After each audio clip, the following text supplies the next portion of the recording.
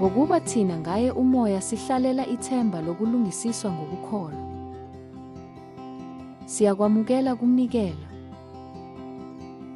KwabaseGalathiya isahluko sesi-5, ivesi lesi-5, uPawulu usinikeza isikhumbuzo esinamandla. Njengamakholwa kuKristu, asinciki emisebenzini noma emthethweni ukuze asenze abalungileyo.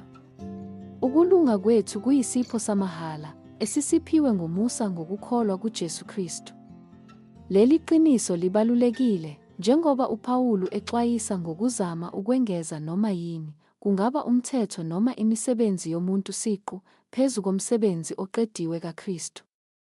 Nakuba sesivele senziwe abalungileyo ngokuhlangana kwethu noKristu, sisaphila ethembeni losuku lapho siyokhazinyuliswa ngokugcwele kuye.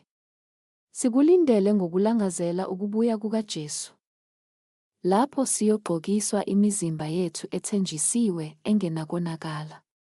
Okwamanje, siphila ngokukholwa, hhayi ngemisebenzi, sithemba ukuthi umusa kaNkulunkulu ususenze saba ngabalungileyo kuye.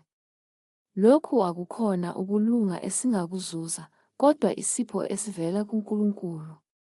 Njengoba uPawulu ebhala, labo abazama ukulungisiswa ngomthetho bahlukaniswa noKristu, ngoba akekho ongalungisiswa ngemizamo yakhe siqu.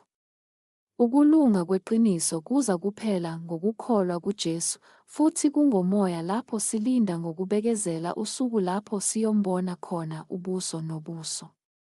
Njengoba silindele ithemba lokulunga, sibizelwe ukuphila emseni kaNkulunkulu. Izimpilo zethu kufanele zibonakalise uKristu, sazi ukuthi uyithemba lethu, futhi ukulunga kwethu kuvikelekile kuye yedwa. Asikhuleke. Baba wasezulwini, siyabonga ngokulunga osinike kona ngesihle ngoJesu Kristu.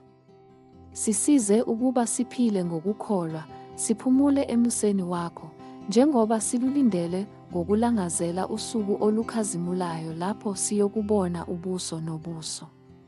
Siqinise ngomoya ongcwele ukuze siphile izimpilo ezibonisa uthando nokulunga kwakho. Egameni likaJesu, amen.